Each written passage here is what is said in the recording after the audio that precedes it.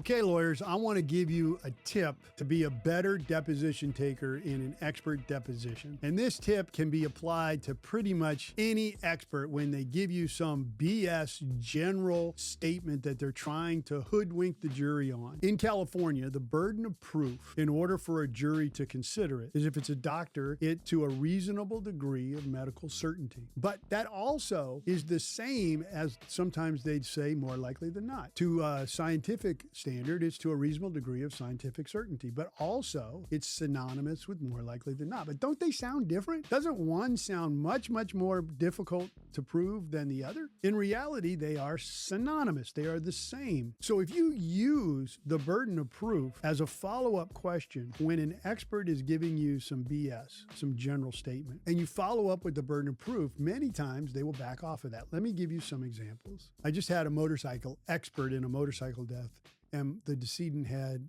meth and marijuana in their system. And they're talking about, well, you're not supposed to have meth, you're not supposed to have marijuana, and that could have impaired them, and that might have made a difference. If I don't follow up, they tell that to the jury. Here it is. I said, now let me follow up with the standard. Are you going to tell the jury to a reasonable degree of scientific certainty that the marijuana or methamphetamine in their system would have changed this collision in any way? Well, I'm not going to say that. I don't. Done. Out. Motion in limine. Done.